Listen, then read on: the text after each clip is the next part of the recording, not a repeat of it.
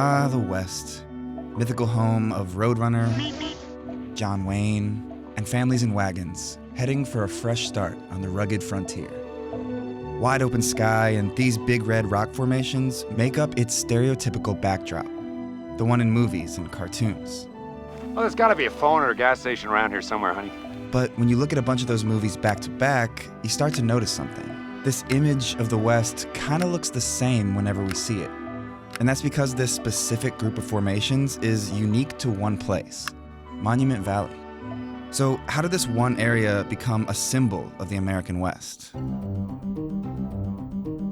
Monument Valley is on the Arizona-Utah border inside the Navajo Nation Reservation.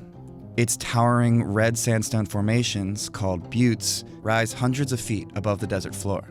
For centuries, only Native Americans, specifically the Paiute and Navajo, occupied this remote landscape, fielding conflicts with the US government. Non-indigenous people began to visit in the early 20th century, and in the early 1920s, Colorado sheep trader Harry Golding and his wife Leona set up a trading post on the Utah side of Monument Valley, which at the time was just outside of the Navajo Reservation. In the 1930s, this area was hit hard by drought, the Great Depression, and a forced reduction of livestock by the US government, which slashed a vital source of income. Golding tried for years to draw attention to Monument Valley's stunning landscape, thinking tourism could help boost the local economy.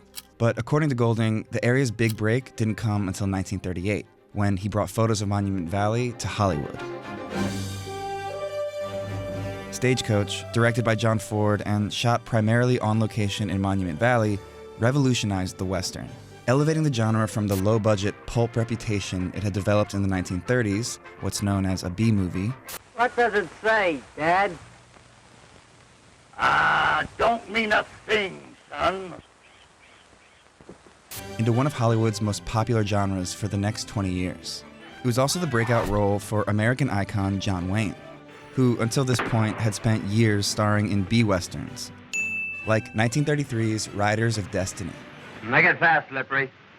This is your last draw. Stagecoach mainstreamed the Western, and it's here that audiences began to associate Monument Valley with the mythic American West, an epic, isolated landscape full of potential, the kind of place where outlaws and outcasts could find a fresh start.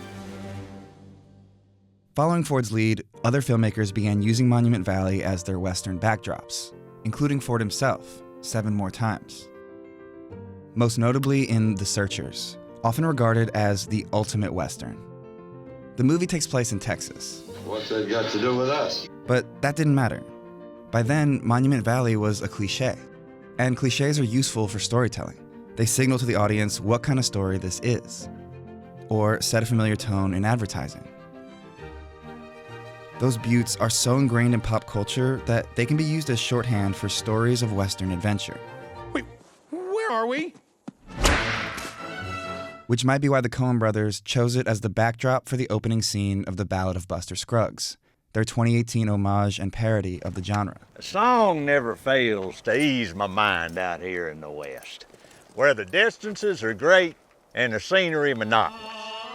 When the film company that made Stagecoach wrapped production and left Monument Valley in late 1938, it had paid Navajo locals somewhere around $50,000.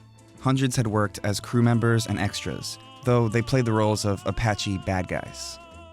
According to reports at the time, that money was enough to get them through the winter. And as Monument Valley's reputation grew, Golding's plan to bring in tourism started working.